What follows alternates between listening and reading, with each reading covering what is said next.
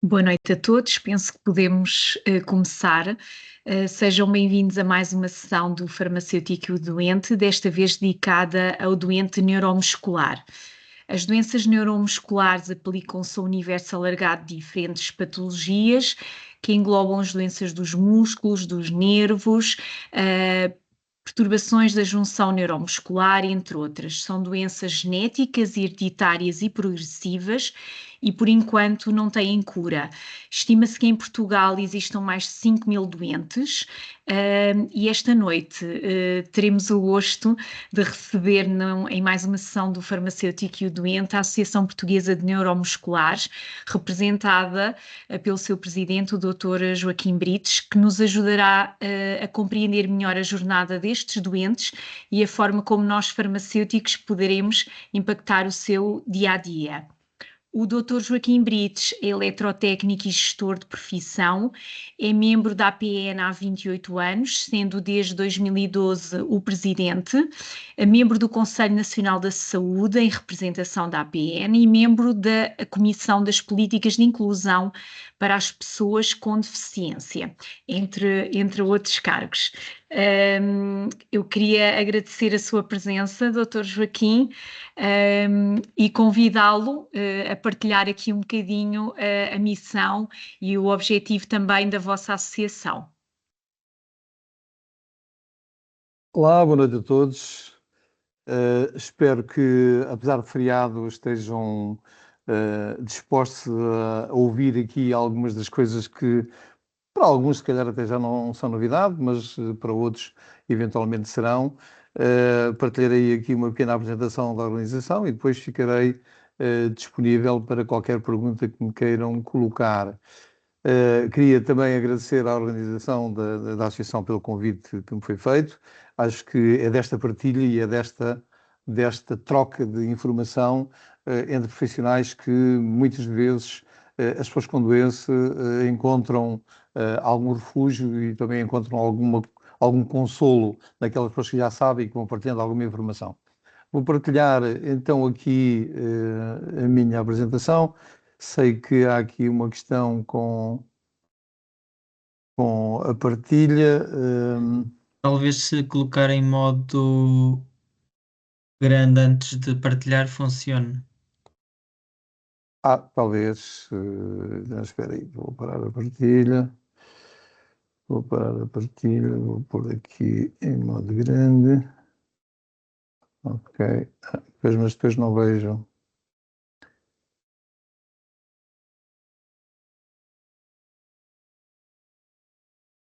Ok. Vou tentar ver se dá. Ok. Conseguem ver a apresentação? Sim. Espero que consigam Doutor. ver a mudança de slides. Portanto, conseguimos ver, consegui sim, ver? já está a Ok. passar, doutor. Sim, se Portanto, conseguir por assim, está ótimo. Então vamos começar por vos dizer quem somos. Nós somos uma instituição que fomos fundados em 1992, fomos definidos como IPSS no ano 2000, fomos declarados de instituição de utilidade pública, temos um histórico já longo enfim, de respostas, somos uma instituição da vida nacional, fomos criados para e por portadores de doenças neuromusculares. Contamos atualmente com cerca de 2.100 sócios. Se me perguntarem se são todos ativos, obviamente que não, mas são os que temos em lista.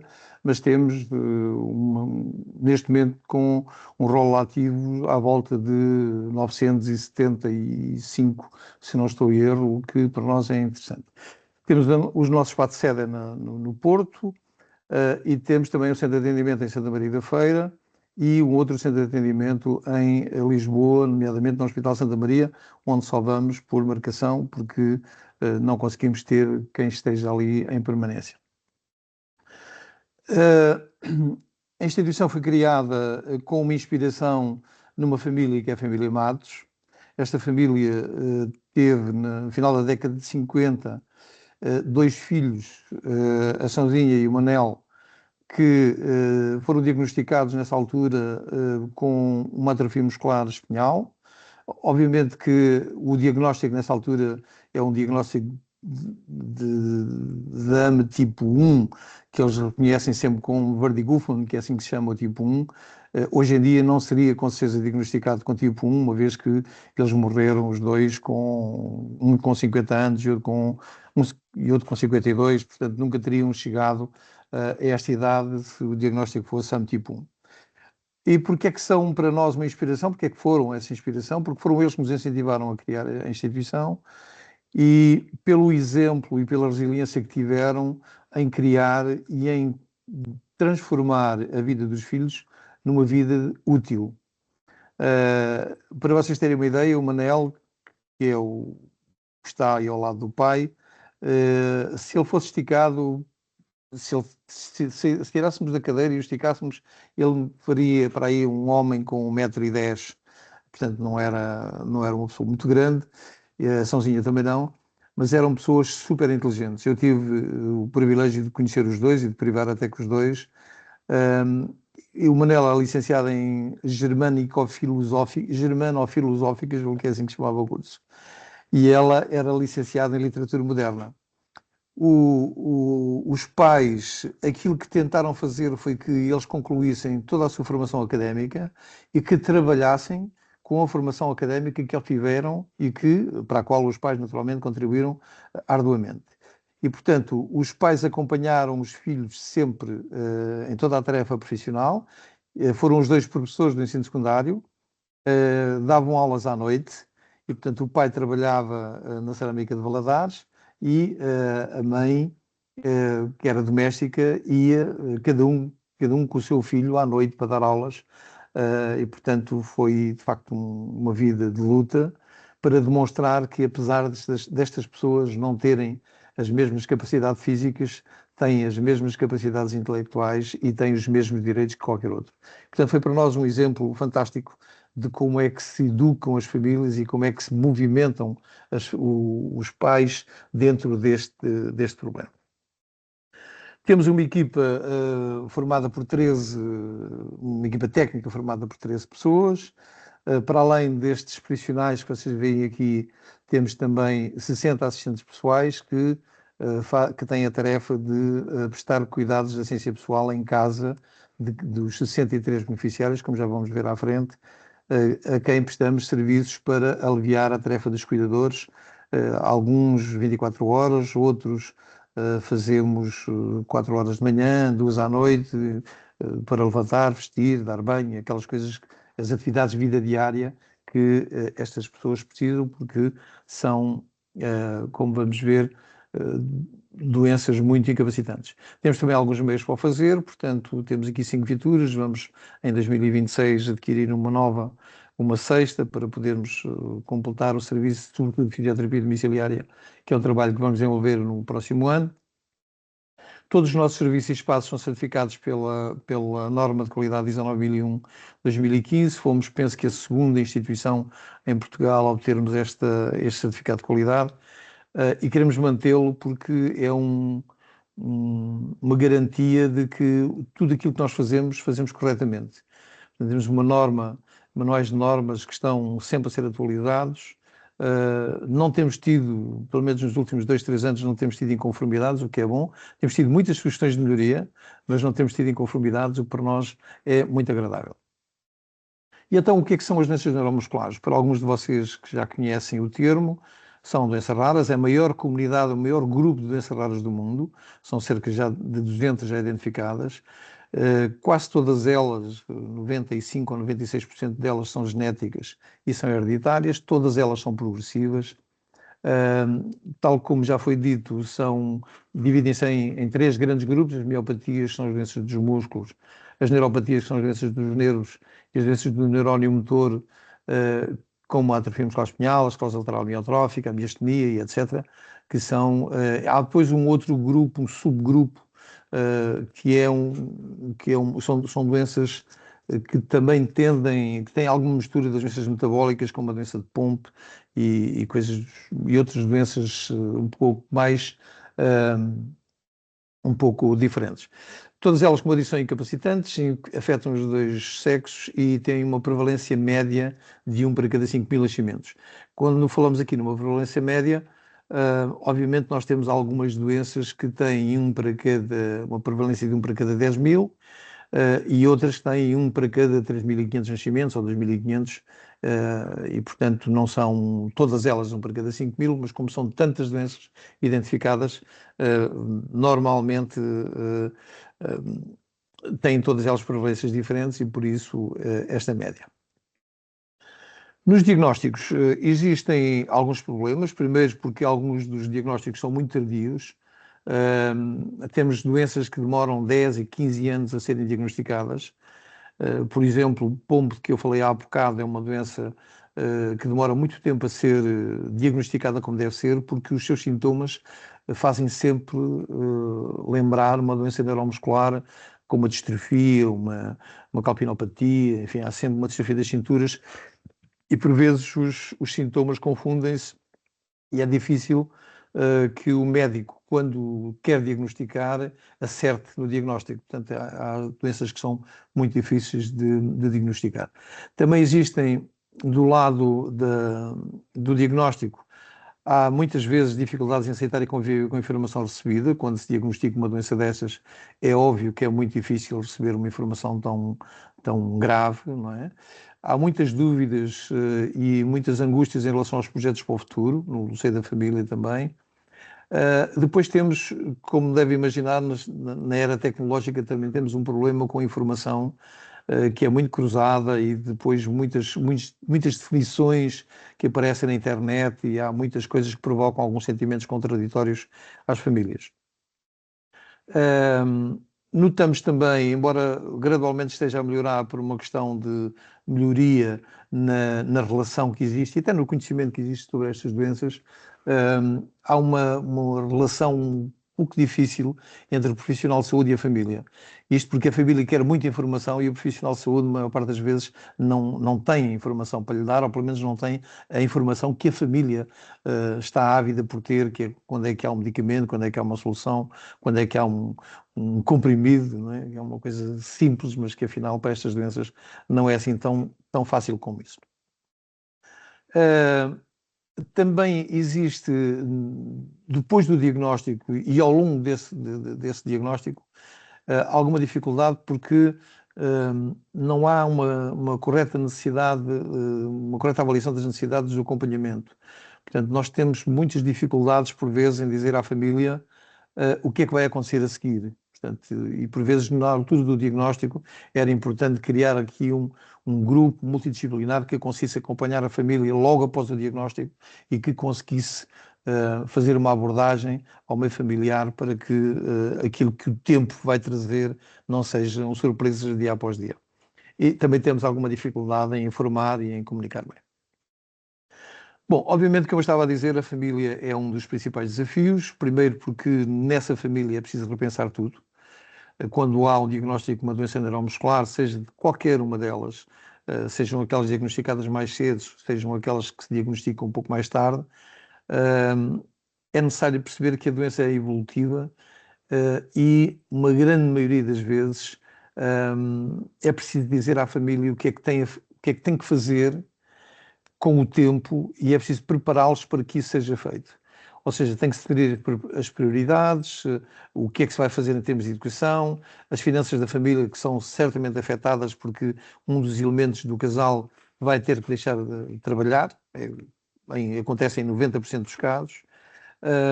É preciso, pois, indispensável avaliar a habitação, saber que tipo de habitação tem, se é adaptável, se não é, se eles têm condições ou não para ter um transporte adaptado para poderem ter acesso a tudo aquilo que é locais onde a pessoa passa a poder, por direito próprio, também deslocar-se e aquilo que eu dizia há bocado, como é que se projeta a decisão de quem é que vai abandonar o emprego para cuidar durante esse tempo todo e quanto tempo é que vai ser possível e durante quanto tempo é que vai ser possível ser cuidador. E isto é muito importante porque cada vez mais as mães, cada vez os pais têm filhos mais tarde. como sabem. E, portanto, a natalidade é importante, mas hoje dá-se uma prioridade à carreira e só depois é que se dá prioridade aos filhos. E, por vezes, nós temos casais que com 40 anos, 38, 39 anos, têm o seu primeiro filho, e com um diagnóstico destes, aos 50, por vezes têm uma carreira contributiva completamente comprometida. E, portanto, é preciso saber como é que isto vai ser possível de montar, quais são os conselhos a dar, por aí fora. E, portanto, é também um desafio muito estranho. Isto porque quando aparece uma doença destas, nós ficamos no meio de um labirinto, não é? E temos a nossa cabeça cheia de interrogações, e aquilo que queremos é saber quem é que nos vai ajudar, se é o médico, se é o profissional de saúde, se é o farmacêutico, se é o psicólogo, se é o psiquiatra, qual é a especialidade que tem que acompanhar estas famílias, como é que isto se faz, em que tipo de multidisciplinaridade é que nós podemos encaixar o apoio da família, sem ser apenas no apoio psicológico e apenas no apoio social, que também é muito importante. Portanto, aqui é a tal encruzilhada. Um dos grandes desafios, como eu costumo dizer, é sempre o de manter a família feliz e, sobretudo, manter a família unida. Inclusivamente o cão ou o gato lá da família, não é? Porque o cão ou o gato também fazem parte da família e também é um elemento importante para acompanhar tudo aquilo que a família quis fazer crescer. Porque às vezes o cão existe quando aparece a criança, ou vais buscar um cão depois de saber que tem uma criança com algum tipo de deficiência, para poder acompanhar a criança, ou para poder até apoiar, ou para poder brincar, ou para que a criança possa até desenvolver outro tipo de sentimentos, outro tipo de reações, outro tipo de atitudes. E, portanto, os animais domésticos em casa também, que fazem parte da família, também têm que ser acompanhados, e eles próprios serem também felizes no meio da família. Relativamente à associação, o que é que nós temos feito do lado dos decisores? Nós temos, como foi dito há pouco, nós pertencemos a muitos grupos de decisões que estão, enfim, que são expressas nos SPMS, no Ministério da Saúde, Ministério da Segurança Social. Como disse, eu sou Conselheiro Nacional de Saúde, já quase em fim de mandato, mas ainda continuo até me pedirem para sair. Mas é importante que haja alguém que tenha o conhecimento destes problemas para poder aconselhar. Mesmo que por vezes os organismos, quer os políticos, quer os públicos, não nos ouçam ou não saibam exatamente do que é que nós estamos a falar, porque essa é uma grande dificuldade, nós precisamos de estar lá. Precisamos de colocar estas dificuldades no centro da discussão. E hoje ouve-se muito dizer que o doente tem que estar no centro das decisões. Eu acho que não é só o doente que tem que estar no centro, é o doente, a doença e quem acompanha o doente e quem acompanha a doença. Portanto, por vezes colocarmos só o doente no seio da decisão, pode parecer que só o doente é que tem que decidir, mas há muitas pessoas com doença que não são capazes de decidir. Tem que ter alguém ao lado a ajudá-los a decidir e às vezes a tomar decisões difíceis. E, portanto, julgo que a representação é a melhor representação é aquela que se conseguir transformar numa representação mais alargada deste tipo de pessoas, sejam doentes, famílias, cuidadores, sejam aquilo que se chama. E, portanto, nós temos feito, tem sido ouvir muitos opinion makers em saúde, que nos dizem faz isto, faz aquilo, e a maior parte das vezes não sequer sabem o que conselhos é que nos estão a dar, porque não vivem estes problemas. Portanto, temos que saber digerir um bocadinho estas opiniões. Conseguimos ouvir algumas organizações representantes de famílias e de muitas pessoas com doença, os nossos parceiros, as outras associações. Eu sou um adepto da fusão de associações. Não entendo que hoje, com a quantidade que existe de doenças, não fará sentido nós fazermos uma associação para cada doença. Faz muito mais sentido nós termos uma organização em termos associativos que agrupem várias doenças ou vários tipos de doenças, porque conseguem ter um trabalho muito mais frutífero para todas elas do que haver, por exemplo, nas doenças neuromusculares, haver várias associações para os vários tipos de doença. E acabam depois por se focar numa doença que é muito rara e não têm a capacidade depois de lutar em conjunto com os outros. Portanto, é necessário juntarmos aqui tudo aquilo que seja doenças raras. Eu fiz parte da Comissão Instaladora da RD Portugal, que tentou agrupar várias associações de doenças raras e ainda hoje se tenta que essas associações sejam agrupadas, porque o raro é só para quem não tem a doença, não é? Quem tem a doença sente-a todos os dias e não raramente, como se diz. E, portanto, precisamos demonstrar que a dependência social é maior do que a dependência médica, como vamos ver a seguir, e participamos ativamente nas decisões em saúde, por onde somos chamados, estamos onde nos é possível estar e onde temos tempo para informar e sensibilizar a opinião pública.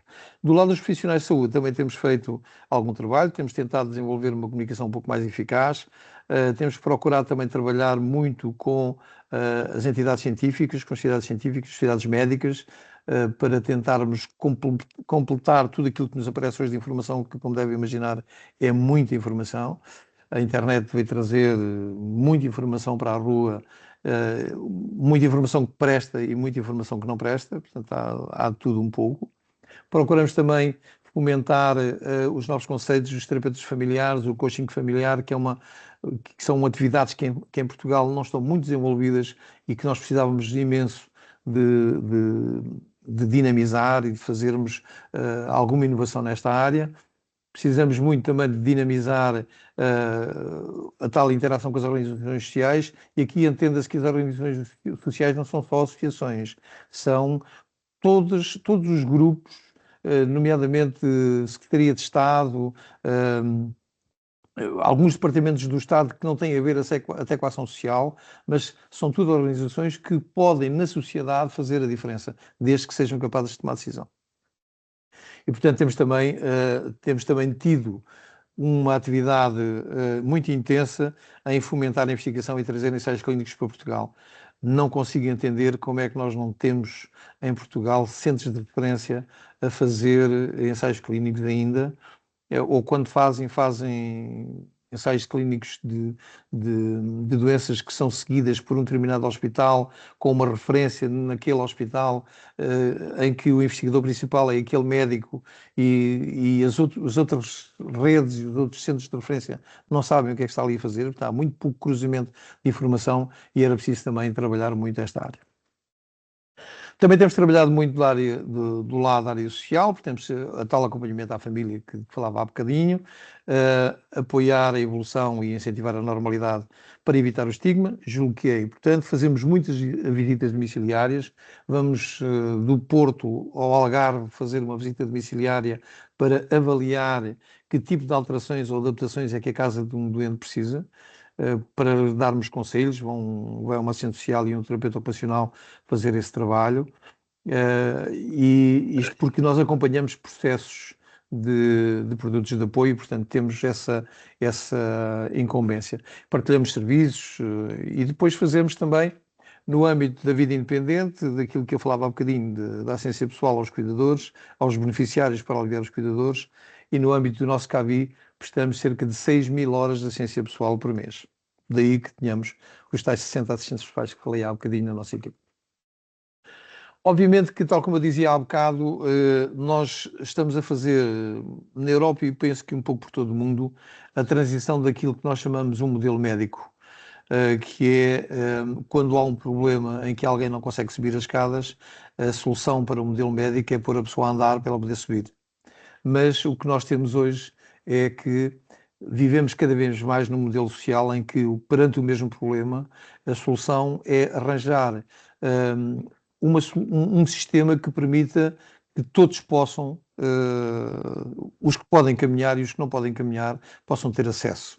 E esse é um modelo social, criar acessibilidades, criar acesso a tudo, e é válido para as doenças neuromusculares e é válido para qualquer outro tipo de doença incapacitante, inclusivamente para paralisias cerebrais, autismo, enfim, todas as doenças, muitas doenças que não se veem, mas que é preciso criar acesso, por exemplo, os cegos, os surdos, em quase toda a área da deficiência, é preciso cada vez mais darmos ênfase a um modelo social, porque é no modelo social que está a solução para as pessoas e não no modelo médico, porque o modelo médico esgota esgota-se praticamente na área do diagnóstico ou do tratamento, quando ele é possível. Há um tratamento, o médico prescreve o tratamento e não pode, a não ser acompanhar a evolução da doença que tem tratamento, não pode fazer muito mais.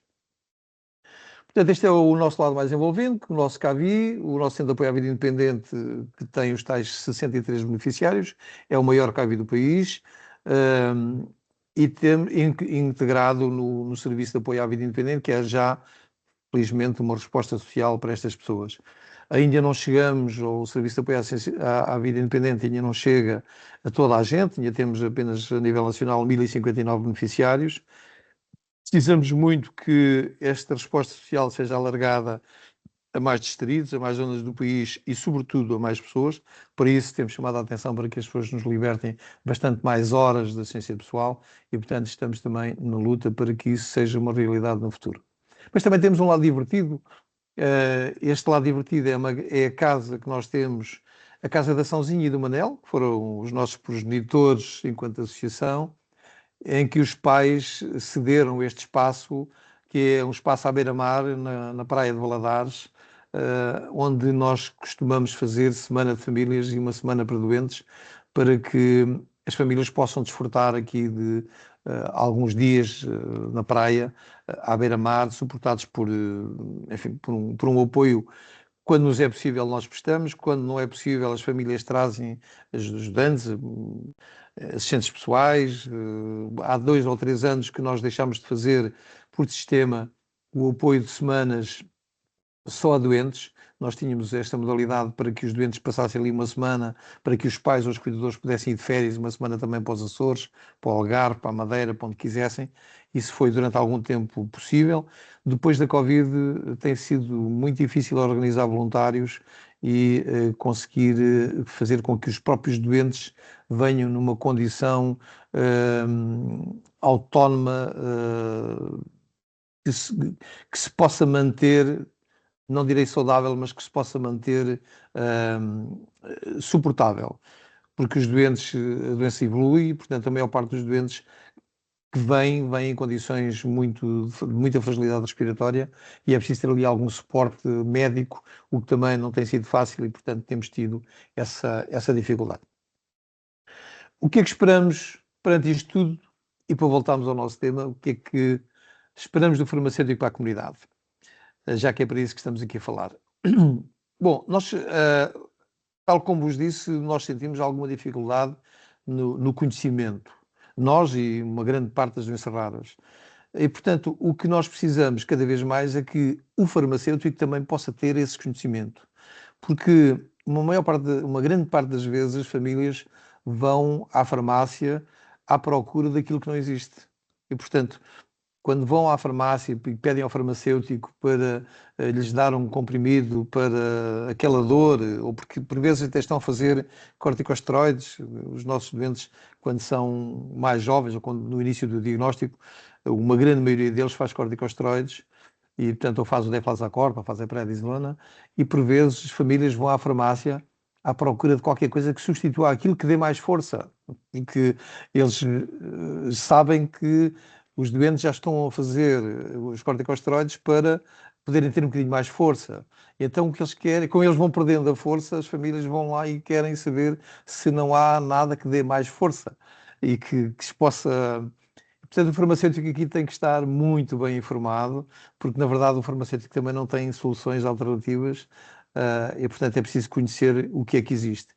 Também sentimos cada vez mais que é preciso que os próprios farmacêuticos, perante alguns diagnósticos simples, às vezes até diagnósticos baseados numa conversa que têm com as famílias ou até com os doentes que vão à farmácia, possam lembrar-se de que aquilo pode ser uma doença neuromuscular e possam referenciar esses doentes, quer ao hospital, quer até à própria associação, e por isso era importante que estes protocolos e estas conversas fossem cada vez mais a miúdo. E também gostaríamos que os farmacêuticos da comunidade participassem de forma envolvente nessa investigação das terapias avançadas. Nós sabemos que há muitos farmacêuticos interessados neste tipo de inovação. Hoje, os medicamentos órfãos, como sabem, estão aí, há um pipeline enorme de medicamentos, as doenças neuromusculares têm uma série de medicamentos que vão aparecer em forma de terapia genética, os tais medicamentos muito caros, não é? Com ser todos muito caros. Fala-se, para terem uma ideia, há um medicamento que se fala que vai custar 4,8 milhões de dólares e que pode aparecer no final de 2026.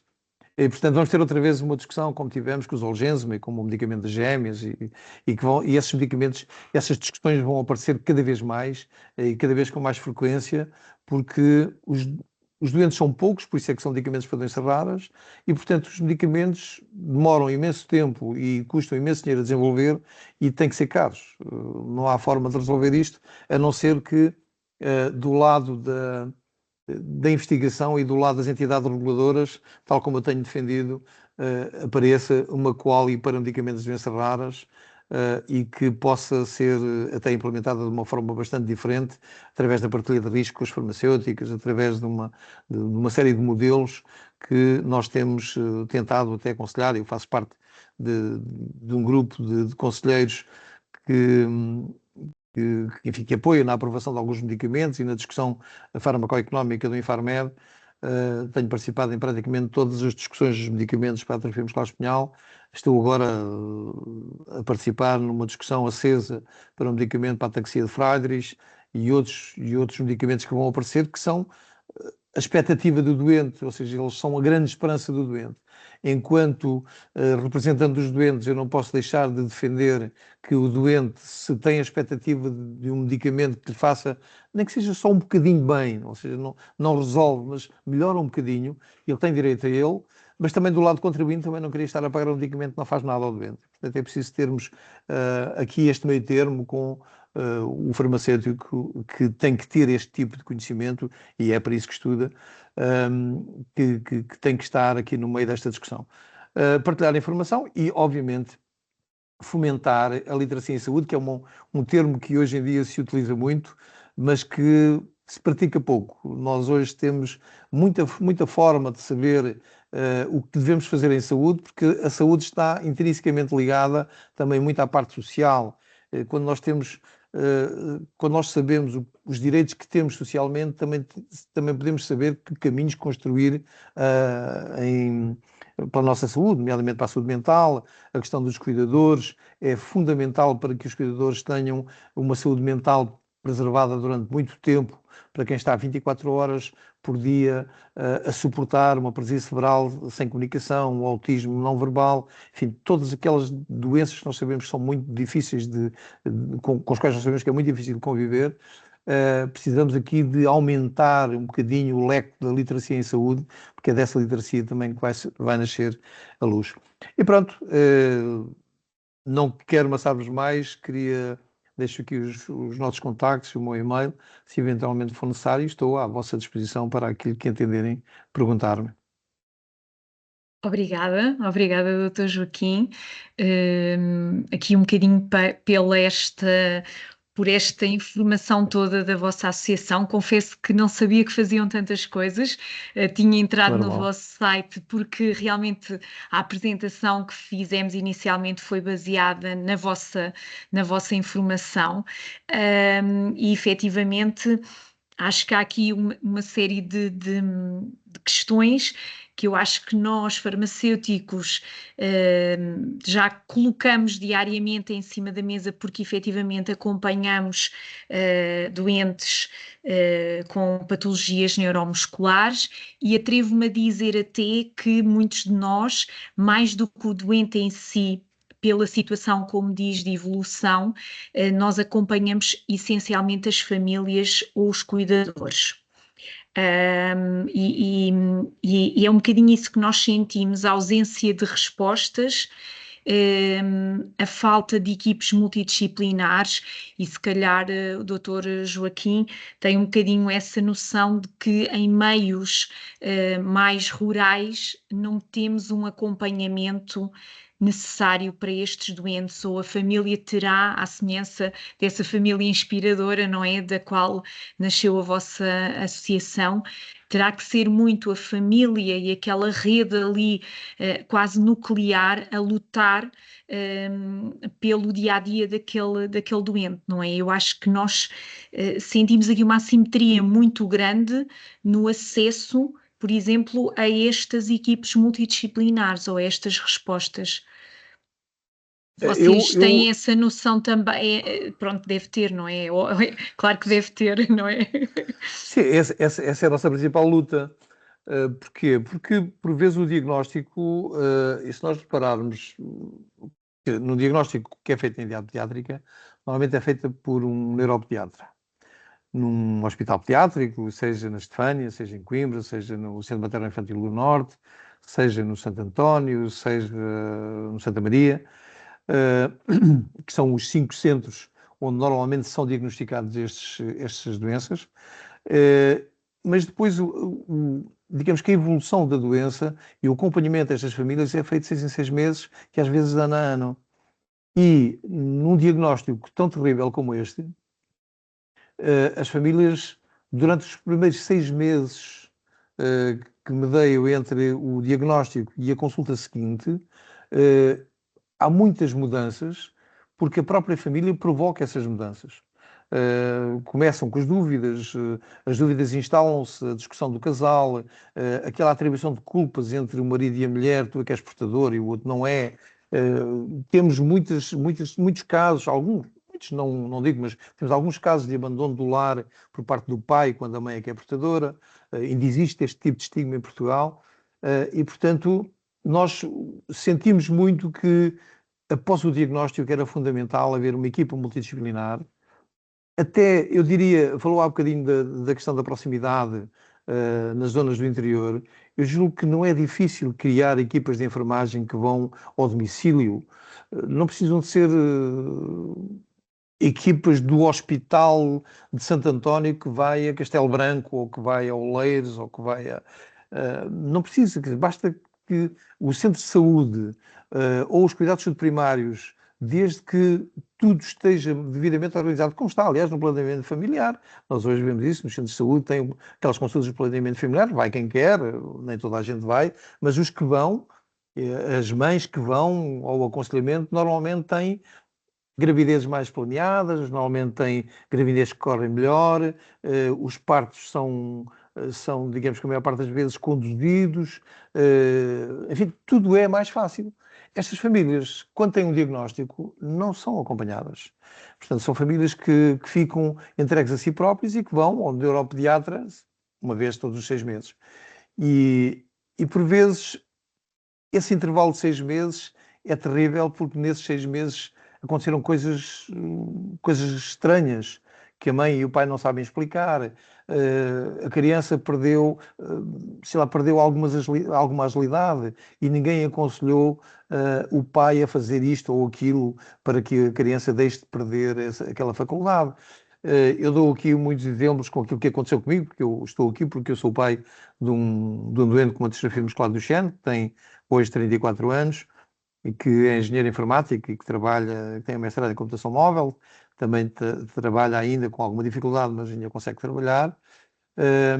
E eu dou muitas vezes o meu exemplo, que eu quando recebi o diagnóstico, não saí da consulta do hospital sem perguntar à neuropediatra o que é que eu tinha que fazer para não deixar a doença evoluir.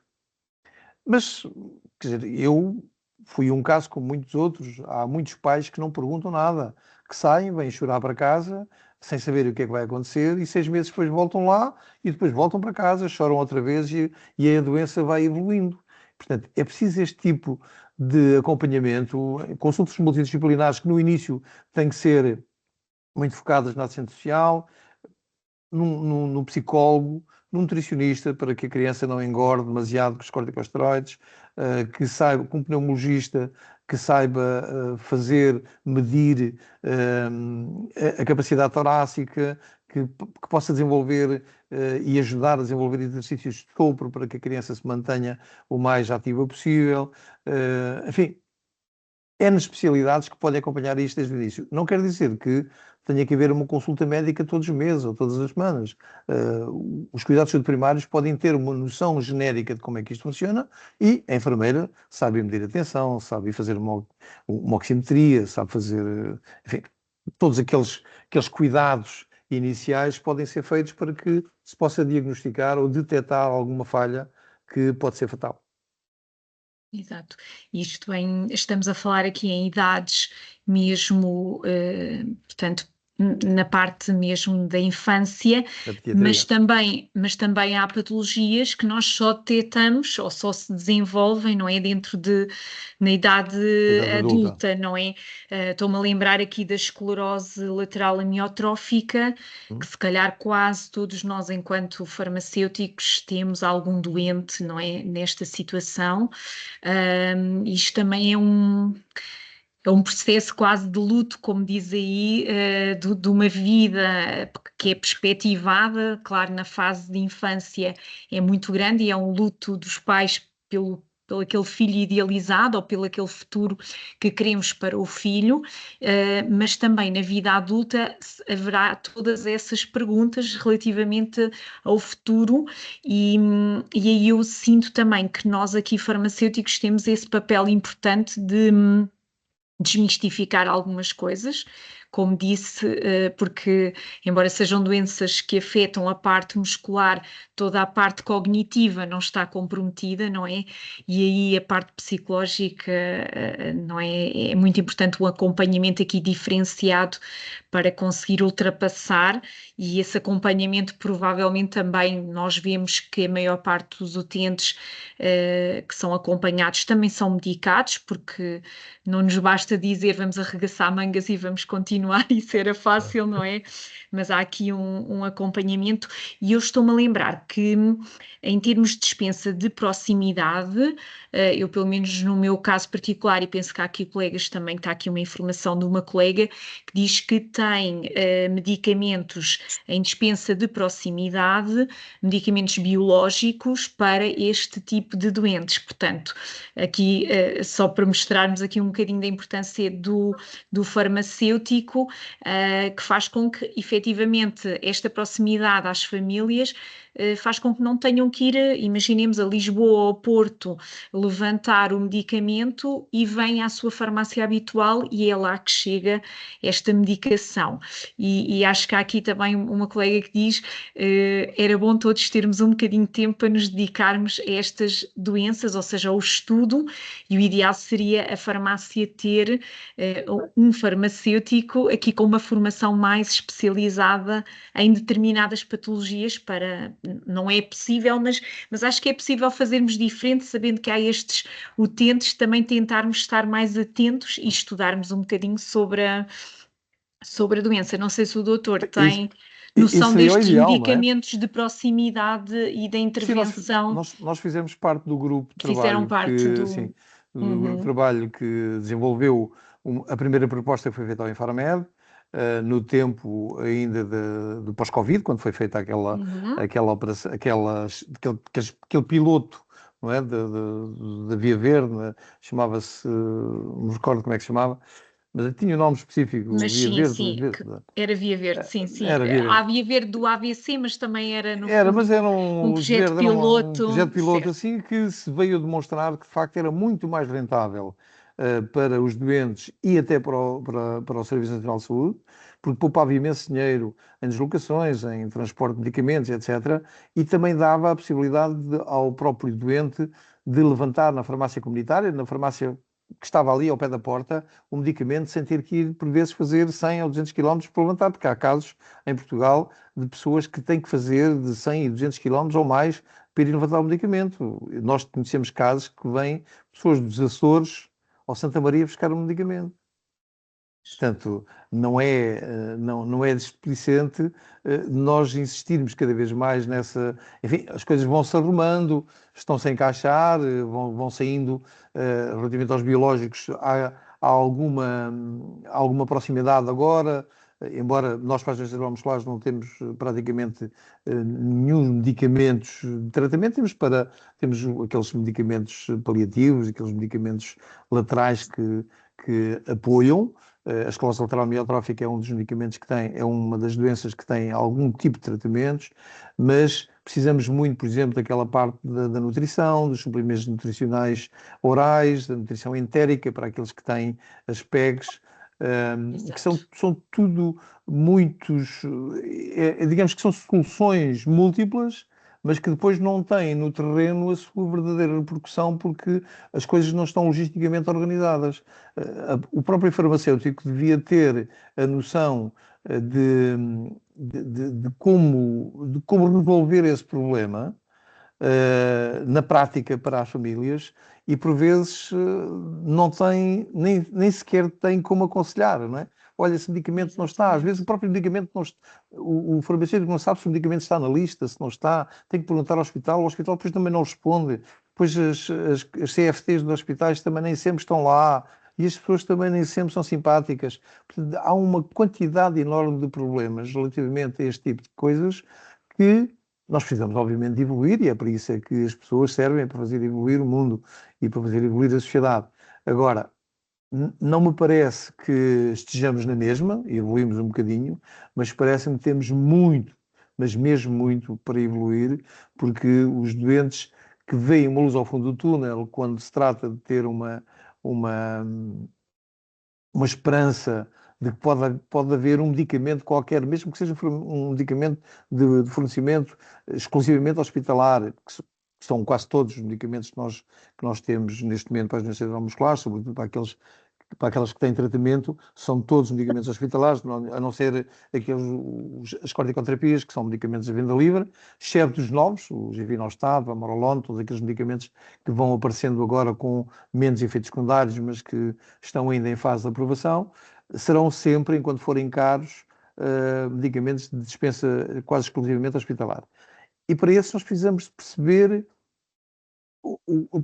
por vezes, o próprio farmacêutico hospitalar, porque também é outra classe de farmacêuticos que por vezes quer resolver o problema e não tem como. Há alguns que não se importam com o problema, mas há muitos, felizmente, uma grande maioria, que querem resolver o problema, que estão num sítio onde querem facilitar o mais possível a vida ao doente e por vezes também não têm soluções, ou porque o laboratório não tem autorização para fornecer aquele medicamento, ou porque o Conselho de Administração ainda não adquiriu porque ainda não sabem o preço. Enfim, há uma quantidade enorme de problemas. Nós temos essa questão com as AUEs, com os programas de acesso precoce. Portanto, existem muitos problemas, múltiplos problemas, que impedem que todo este circuito seja bem sucedido. Mas não somos só nós, não é? Felizmente não somos só nós cá em Portugal que temos esse problema, porque eu, por exemplo, forneço, de vez em quando há falta de Eflazacort em França, eu arranjo medicamentos aqui para mandar para a França, não é? Portanto, eles lá também têm esses problemas, que às vezes medicamentos esgotam na farmácia e andam aí os pais aflitos para onde é que vão arranjar medicamentos. Portanto, o que eu penso que nós precisamos mais é de uma concertação de informação, que é isso que eu acho que falta muito. Nós precisamos de saber todos a mesma coisa, da mesma origem, e como resolver. E essa solução tem que passar também pela persistência de cada um que sabe qual é a solução. Se cada um tiver uma solução diferente ou uma ideia diferente, nós vamos acabar por baralhar o sistema todo. A questão da proximidade é um bom exemplo, porque há pessoas que entendem que a farmácia que tem que fornecer um medicamento tem que haver uma farmácia por cidade. Há pessoas que ainda se discute isto no meio de Infarmed e no programa de proximidade ainda se discute isso. Mas há cidades que têm 10 farmácias. E, portanto, há uma das 10 farmácias que não é próxima do doente. E porque é que a medicação não está disponível do doente em vez de estar naquela farmácia, não é? Portanto, há muitas discussões a ter ainda à volta deste tipo de casos. Mas sim, o farmacêutico aqui tem uma participação importante e decisiva. E nós, nesse campo do que está a falar, uma das nossas lutas também acaba por ser a partilha dos dados relevantes em saúde, porque efetivamente a nossa intervenção neste tipo de doentes ou nos outros doentes só faz sentido e só é efetivamente tanto eficaz ou com qualidade se soubermos qual é a situação do doente naquele momento, ou seja, este tipo de doenças que têm muitos medicamentos exclusivos hospitalares também nos levantam uma dificuldade acrescida de perceber que medicação está a ser feita e às vezes é como diz, até para uma situação dita normal, uma constipação, nós para termos uma intervenção assertiva deveríamos ter acesso a esses dados relevantes, claro,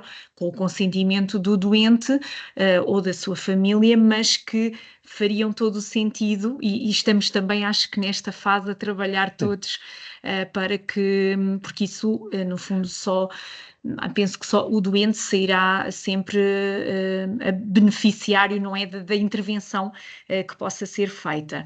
Também tenho aqui uma pergunta para lhe fazer relativamente, e nós que aqui podemos ter um papel na detecção e na referenciação e portanto, aqui não é no acompanhamento, mas é na referenciação da vossa associação para as famílias que nós acompanhamos. Eles podem, portanto, entrar em contacto convosco e fazerem-se sócios. E surgiu-me aqui uma dúvida: vocês têm parcerias na aquisição de equipamentos ou aconselhamento destas famílias? Estou-me a lembrar mesmo por causa da mobilidade reduzida e da necessidade que há de muitas famílias adequarem quer as suas estruturas em casa ou a sua infraestrutura em casa, mas também de equipamentos que vão precisando ao longo do tempo, não é? Sim, nós temos, há duas vias, não é? Os produtos de apoio são normalmente prescritos por centros prescritores, depois de avaliada a sua necessidade. E aí é que nós entramos. Portanto, as pessoas podem contactar-nos, não é obrigatório que se façam sócios logo no primeiro contacto, se eventualmente entenderem, nós também não forçamos ninguém a ser nosso associado, mas obviamente que agradecemos, quanto mais associados tivermos, também mais força teremos.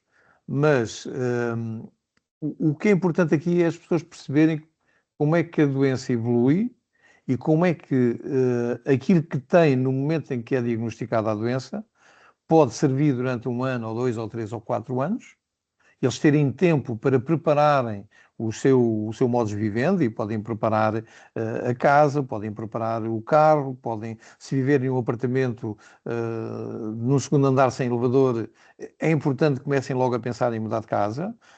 Já não digo fazer uma casa adaptada, mas provavelmente tentar mudar, ou tentar perceber se naquele prédio dá para colocar mais tarde uma plataforma elevatória para que o doente possa ir para casa. Se pode adaptar ou não as portas de casa, se podem adaptar as casas de banho, etc. Existe um programa há uma estratégia, que é a Estratégia Nacional de Inclusão das Pessoas com Deficiência, a ENIPD, da qual nós fazemos parte da Comissão de Acompanhamento, e que teve o ano passado algumas iniciativas, que era o Acessibilidade 360, que fazia com que as próprias câmaras pudessem fazer algumas obras em casa para adaptação de casa. Infelizmente, alguns municípios não aderiram, porque aquilo era preciso fazer um concurso interno, fazer um concurso público, enfim, era aquisições públicas, dava um bocado de trabalho, mas vai entrar em vigor em 2026 uma nova estratégia, que vai ter também algumas nuances para a parte das acessibilidades e em concursos bastante mais simples. Aquilo que nós fazemos é aconselhar sempre as pessoas a que se possam informar nos sítios certos e, sobretudo, não fazerem grandes peditórios para poderem adquirir uma cadeira de rodas, porque isso é aquilo que a Segurança Social quer. Ou seja, quanto mais peditórios houver e quanto mais venda de rifas, menos a Segurança Social se sente obrigada a fazer um esforço para resolver o problema. Porque as famílias acabam sempre por ter a solução, recorrendo aos amigos, recorrendo a empresas, fazendo crowdfunding, fazendo uma quantidade enorme de coisas, e a Segurança Social vai sendo dispensada desse problema. Portanto, aquilo que nós aconselhamos é sempre que as pessoas sigam os trâmites legais e normais. Se têm direito, essa é outra questão, as pessoas têm o direito a ter produtos de apoio, têm o direito a ter uma consulta no centro prescritor, têm o direito a ter a cadeira de rodas que é necessária, não aquela que a Segurança Social quer vender ou que alguma empresa quer vender. Também temos esse problema. Portanto, aquela pessoa precisa daquela cadeira de rodas porque tem aquela doença com aquela evolução. Portanto, tem que ser uma coisa muito, muito bem avaliada para que as pessoas não andem a mudar de cadeira de rodas todos os meses ou todos os anos. Têm direito a mudar, sendo uma doença neurodegenerativa, podem mudar de cadeira de 5 em 5 anos. O meu filho tem 34 e ainda só teve 2 cadeiras. E, portanto, cada cadeira que se comprou, são cadeiras que podem ir sendo adaptadas. Naturalmente, têm que ser cadeiras um pouco mais caras, mas são evolutivas. Não precisam de ser aquelas cadeiras que só dá para 2 anos. E, portanto, as pessoas, quando nos contactam, podem contar com esta informação e com alguma seriedade e transparência na informação. Nós não vamos dizer à pessoa, olha, tem direito a isto, vá à procura. Não, nós dizemos para ir à procura, mas ajudamos a pessoa a ir à procura, montamos processos de apoio, produtos de apoio, ajudamos a encontrar consultas nos centros prescritores. Sabemos que tudo isto demora tempo. Sabemos que as consultas não são para amanhã, sabemos que o fornecimento de produtos de apoio também não é na velocidade que nós queremos.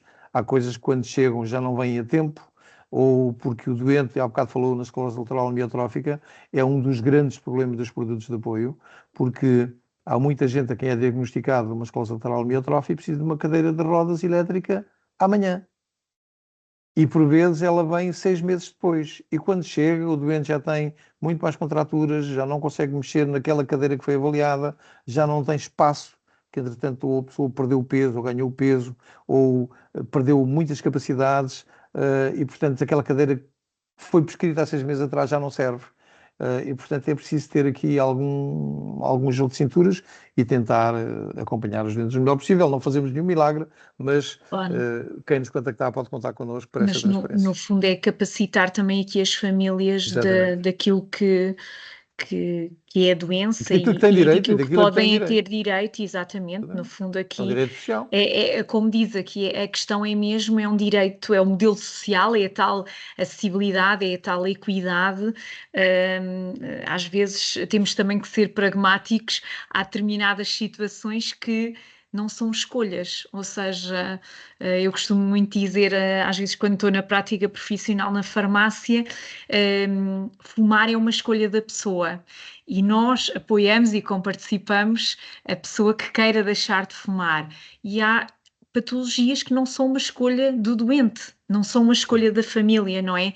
E eu acho que esta ideia que também temos que ter não é uma ideia altruísta, é uma ideia mesmo social. Portanto, os problemas existem e as famílias muitas das vezes, é como dizia, até querem ser parte da solução. Efetivamente há um problema, mas muitas das vezes querem ser incluídas como parte da solução e unir esforços. E às vezes há esta dificuldade em quase todas as patologias, não é? Dos apoios, da ausência de respostas e das equipes. Está aqui uma colega a Eu acho que mais do que querer ser parte da solução, é terem o direito de ser parte dessa solução. Ou seja, eu dou muitas vezes esse exemplo, enfim, não sei se vou chocar alguém que está aqui a ouvir-nos, mas imaginem o que é comunicar com uma pessoa, com uma criança ou um adulto que tem uma paralisia cerebral não comunicante. Aquela pessoa que está num carrinho, que está numa Cerce, o dia todo, não fala com ninguém, não tem ninguém que fale com ele, e nós a certa altura não sabemos se essa pessoa tem ou não tem alguma capacidade de comunicar, ou se tem ou não tem alguma necessidade de dizer alguma coisa a quem está à volta dele, porque ele simplesmente não comunica. Mas essa pessoa tem ou não tem o mesmo direito do que os outros que comunicam? Tem. Tem ou não tem o mesmo direito de ter acesso às coisas, mesmo não comunicando? E acontece muito com as crianças autistas não falantes hoje, Verbais.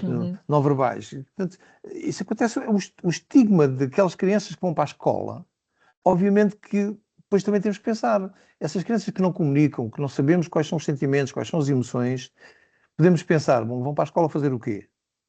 Mas têm o direito de lá estar. Nós sabemos que não vão lá fazer nada, porque se calhar a evolução deles em termos cognitivos é aquela que nós já sabemos. Mas que diabo, não podem passar por lá para perceber se encaixam lá ou não, se têm pessoas ou não formadas para estar com eles na escola durante um dia ou dois, não precisam lá estar toda a semana, mas podem lá estar um dia por semana, 2 dias por semana, até para evitar que os pais tenham que arranjar um sítio para o ter o dia todo, 24 horas por dia, às vezes, porque não conseguem tomar conta dele, dele ou dela. Portanto, nós temos aqui a questão dos direitos, é os direitos das pessoas, pessoas com deficiência. Não são os direitos da pessoa que tem aquela doença, ou porque aquele que tem a outra doença tem mais direitos ou menos do que o outro. Não, é os direitos das pessoas com deficiência. E aqui chamam-se pessoas.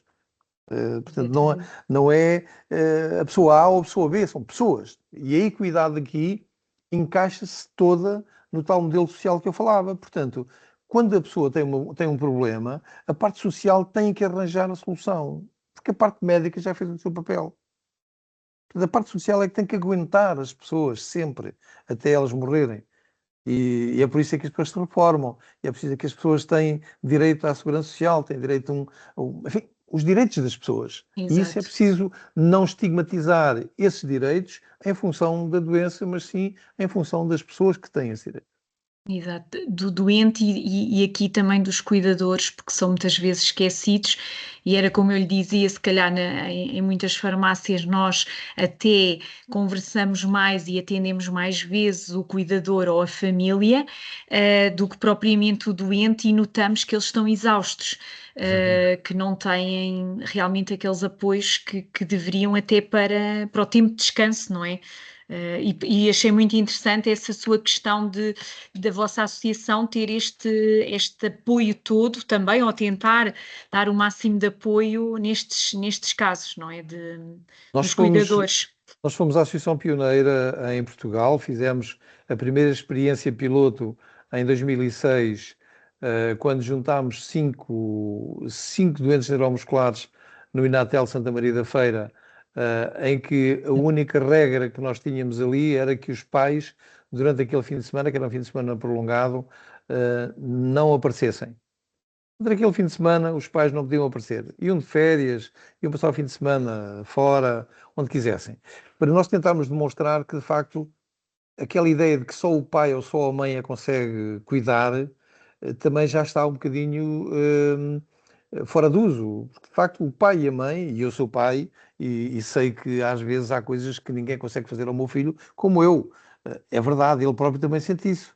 Mas se houver alguém que saiba fazer mais ou menos como eu, que se aproxime, ou que até que faça de outra maneira, mas que ele não rejeite, porque não?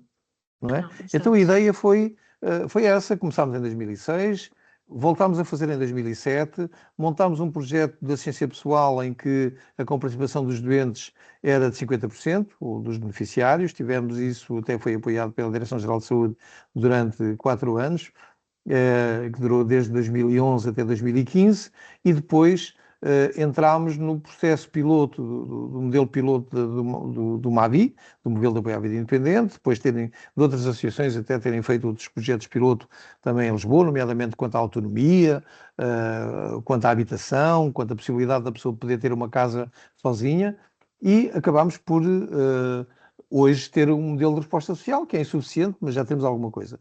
A questão dos cuidadores, nomeadamente do cuidador informal, é uma área que eu conheço bem porque também estive no meio dessa guerra. Não concordei desde o início com o Estatuto. Acho que o Estatuto do Cuidador Informal foi um estatuto muito mal montado, foi talvez por ter sido politizado logo à partida, a coisa não correu bem e não vai continuar a correr bem. Nunca se devia ter instituído um Estatuto do Cuidador Informal sem se ter instituído paralelamente o Estatuto do Doente Crónico, porque normalmente quem tem alguém a seu cuidado é alguém que tem uma doença crónica. E por quem tem uma doença comum, que está doente um dia, ou 2, ou 3, ou uma semana, ou 2, ou um ano, ou até 4 anos, existe uma lei de proteção social que permite o acompanhamento à pessoa com doença. Quem tem uma doença crónica, não. E, portanto, quem tem uma doença crónica que se prolonga no tempo, não há nenhuma lei que proteja o acompanhante ou o cuidador. E o cuidador, às vezes, uma grande maioria das vezes, é obrigado a estar ali às tais 24 horas por dia, o que o leva à exaustão, como disse há bocado e muito bem, não é possível. E criámos o Estatuto do Cuidador apenas porque era necessário subsidiar esse apoio, também foi mal pensado, porque o cuidador, por vezes, não precisa de subsídio. O cuidador precisa de alívio. precisa de ir, aquilo que nós fazemos lá na nossa casa da praia, que é permitir que o pai vá de férias uma semana para o Algarve, vá à Madeira, e a mãe, e o doente ficava lá connosco durante essa semana. Portanto, nós precisamos de criar as soluções que aliviem o cuidador, que substituam o cuidador durante o período em que ele está completamente exausto. E as doenças neuromusculares são, de facto, uma das grandes causadoras dessa exaustão, porque são doenças que precisam de um apoio constante, que é terrível. Exatamente. Está aqui uma colega também que pergunta por curiosidade, na foto da equipe tem um cão. Ela pergunta se Sim. costumam fazer terapias com animais aos utentes Não. ou não. O Pronto. cão que aparece é o Lucas, é o cão que acompanha, um cão de serviço, que acompanha normalmente a minha vice-presidente, que é a Ana Isabel, que tem uma atrofia muscular espinhal, também de tipo 2, e que normalmente se faz acompanhado do cão, porque o cão é uma ajuda para imensas Para coisas. ela. Imensas coisas. Porque nós realmente em muitas patologias vemos aqui a importância cada vez mais, não é, dos animais e deste, no fundo, este carinho também eles Sim, sim. que não falam, não é? Sabem dar e sabem fazer esta companhia muitas das vezes aos doentes. Por isso é que eu fiz aquela comparação, por isso é que eu fiz aquela Da observação do família cão, toda, da não é? família com o cão, exatamente. Da família toda, exatamente. Doutor Joaquim, estava aqui a ver se havia mais alguma dúvida, ou se mais alguma questão que algum colega quisesse colocar, mas eu acho que até agora foi muito. Dou-lhes parabéns pela associação, acho que e pela maturidade com que também lidera, porque acredito que não seja fácil conciliar, lá está, a vida profissional, pessoal, com uma associação destas que já tem uma resposta muito grande. Atrevo-me a dizer que das várias associações com que temos feito esta sessão, o farmacêutico e o doente, é talvez a resposta que eu vejo ao doente mais completa, e acho que era bom poder ser replicado. Claro que todos, se calhar, Mas há muito, é há como muito por fazer, dizemos. né? Há muito por Há muito a fazer. fazer, mas é como diz, todos teremos muito a aprender e faz sentido não trabalharmos sozinhos, as próprias associações de doentes unirem-se em plataformas e o nosso propósito também deste projeto, o farmacêutico e o doente, também é percebermos o nosso contributo no dia a dia e na jornada de vida do doente e das suas famílias, porque cada vez mais é com elas que também trabalhamos diariamente e a maior parte, como dizia, queremos ser verdadeiros agentes de saúde pública e não somos apenas dispensadores de medicamentos, e nisso nas farmácias mais de bairro, as farmácias que querem trabalhar de forma diferente, hoje em dia notamos que fazemos a diferença e é isso que também queríamos ao contactar com vocês e ao perceber a vossa associação. Normalmente esta sessão fica gravada, disponível para os associados, e também o vosso contacto, porque acho que é isto que também faz sentido, é os vários colegas que assistiram ou que venham a assistir, perceber a existência da vossa associação e encaminhar algum doente ou família para a associação. Em nome da Associação Portuguesa de Farmacêuticos para a Comunidade, quero agradecer muito a sua presença, e penso que estamos aqui também para outras propostas que vocês tenham e até para divulgar iniciativas que a Associação Portuguesa de Neuromusculares tenha. Muito bem, eu é que agradeço a oportunidade que me deram para explicar parte dos serviços que temos, porque temos outros serviços, fisioterapia domiciliária, fisioterapia em salão. Queremos alargar ainda mais este leque de serviços, porque sentimos que os doentes de facto precisam muito do serviço que não têm na rede dos Serviços Nacional de Saúde, e gostávamos até muito de mover um bocadinho algumas das nossas influências com outras áreas, nomeadamente os acordos de convenção simplificados, porque eu acho que é um projeto que nós vamos ter que continuar a perseguir, porque não faz nenhum sentido eu não poder ter um acordo de cooperação com a Segurança Social ou até com o Ministério da Saúde, uma convenção excepcional que me permita fazer fisioterapia àqueles doentes que têm o direito a ter fisioterapia no hospital. O hospital é financiado pela captação de processos do hospital, mas as pessoas não têm a fisioterapia no hospital porque o hospital não tem ou condições, não tem terapeutas, ou não tem vaga, ou enfim, por qualquer razão. E, portanto, nós precisamos de começar a abrir um bocadinho o leque de serviços deste tipo de instituições para servir estas pessoas que não têm esse serviço onde deviam ter. Só que não podem ser enviados para os convencionados, porque os convencionados o que têm mais é gente para atender. Tal e Portanto, qual. um doente nosso não pode estar 10 minutos numa sessão de fisioterapia, tem que estar 40, 45 minutos numa sessão de fisioterapia, tem que estar 10 minutos a aquecer as articulações, tem que ter alguém que faça mobilização nele próprio e para isso tem que ser um fisioterapeuta que esteja disponível. E haver aqui articulação, não é? Até com outras E as associações têm instituições do setor até privado e social, não é? Para as respostas terão que passar por aí, não é? O setor privado tem hoje muito, o setor privado tem que produzir, que é uma fábrica de dinheiro, não é? Portanto, eles têm que ver 5 doentes por hora, senão os fisioterapeutas não são rentáveis. Portanto, aquilo que nós queremos é exatamente evitar isso, é que o próprio Ministério da Saúde consiga criar respostas inovadoras ao nível das ações e das convenções, para que as associações que estão dentro do meio, que conhecem a forma de acompanhar os doentes, que sabem como é que o fisioterapeuta há de manipular o doente, como é que há de fazer o estiramento, como é que há de fazer o alongamento, porque é especialista naquela área, porque é que ele há de ir para um centro de fisioterapia onde o fisioterapeuta não conhece a doença, onde não conhece a forma de trabalhar com ela. Portanto, é preciso cada vez mais criar uma solução de proximidade entre o doente e a sua necessidade e também de aproveitamento ou, diria, de especialização de recursos e de economia de recursos, que é aquilo que toda a gente, e hoje em dia falamos muito nisso no Orçamento de Estado para 2026, em que eles querem a sustentabilidade e querem sustentar os serviços, mas depois também não fomentam outras coisas que lhes permitiriam poupar imenso dinheiro, nomeadamente nas convenções que fazem com as entidades privadas, que não têm a solução para tudo. Portanto, nós estamos cá. Mais uma vez agradeço a vossa oportunidade, estamos disponíveis para aquilo que entenderem que podemos ajudar, quem nos quiser contactar, e pronto, espero receber muitos contactos da parte dos farmacêuticos também com algumas dúvidas, e espero que os farmacêuticos consigam esclarecer muitas dúvidas para poderem também resolver eles localmente, onde quer que estejam, em qualquer farmácia comunitária que estejam pelo país, que possam esclarecer muitas das dúvidas e ficarmos também à disposição para que, se houver alguma dúvida muito mais geral, ao nível daquelas dúvidas que nós podemos até esclarecer, não diria que de forma simples, porque estas dúvidas nunca são simples, não é?